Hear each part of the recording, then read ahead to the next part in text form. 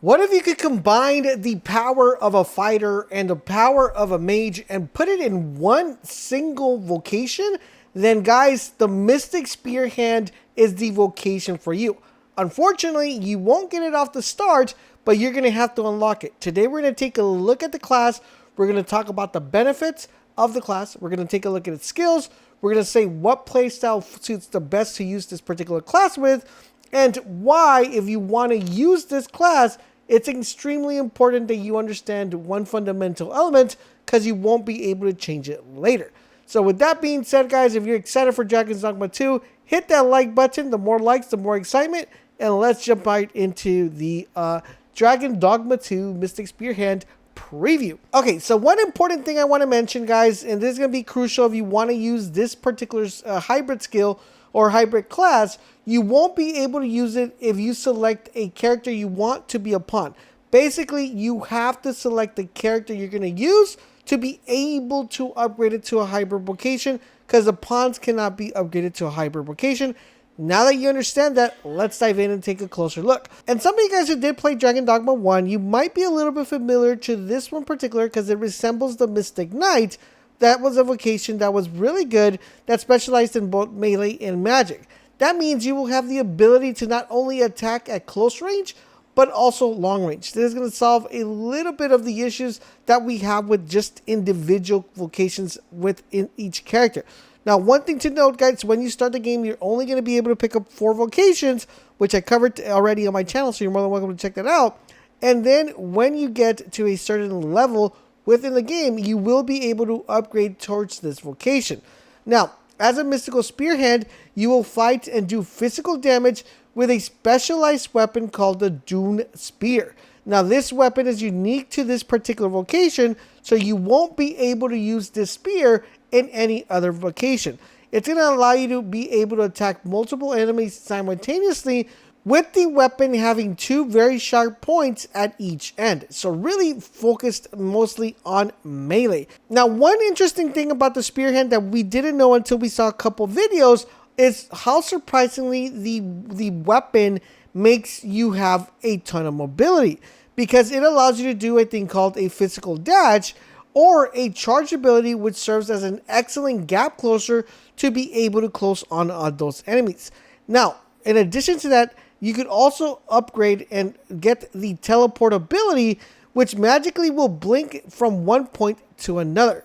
Now, one thing that we love about the Spearhand is not only does it give you those mobilities, it gives you that melee, is that you're able to tap into magical powers, because you'll be able to use some really good spells that are going to be crucial and fundamental when it comes to crowd control.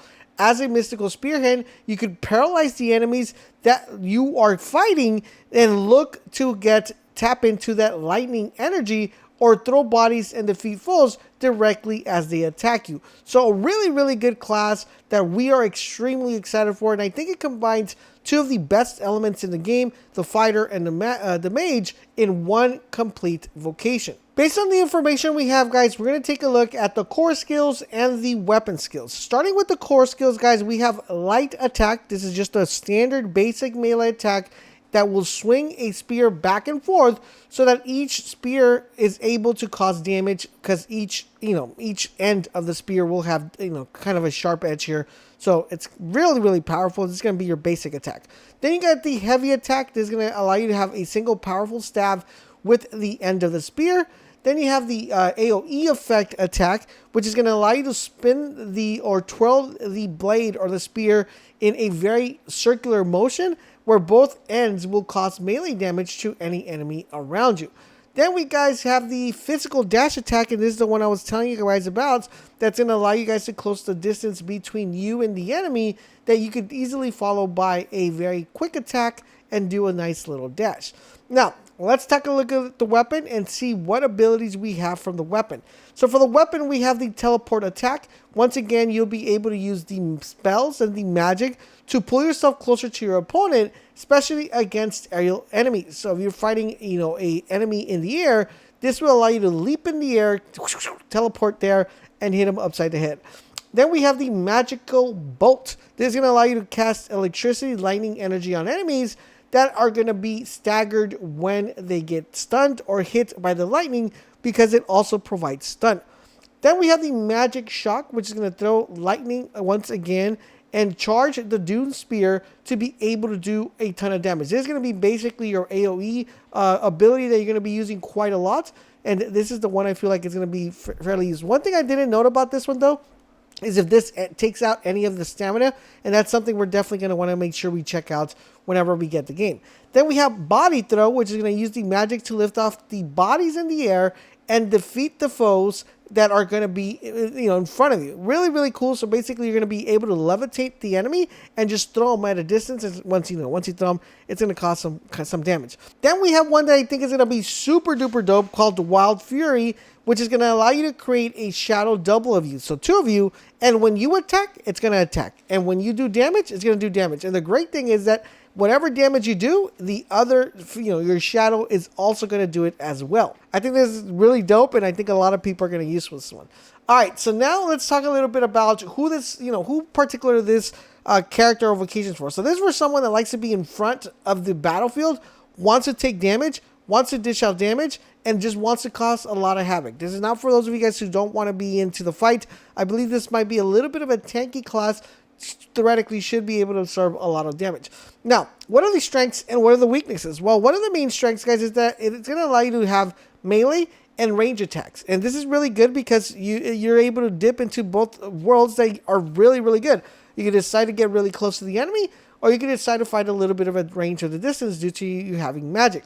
Another thing that we really enjoy about this class is the ability that it has for you to teleport and do dashes. This is going to allow you to be very effective in the battlefield and get away from having a large amount of enemies around you, so you can dish and dash. Plus, it should help you guys to close in the gaps in case you guys are, at a distance.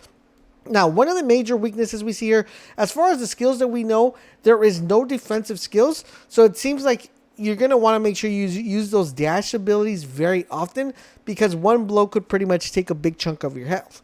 Now, in addition to that, guys, there isn't really too much of crowd control besides the single stun effect that we were talking about there and the swirling spear. But apart from that, we don't have multiple crowd controls, so we don't know how well it will do against a lot of enemies. But I feel like it's going to make up for that teleport ability that he's going to have. Now, just like I stated earlier in my video, guys, don't forget, if you want to use the Mystical Spearhand, you cannot put the character into a pawn.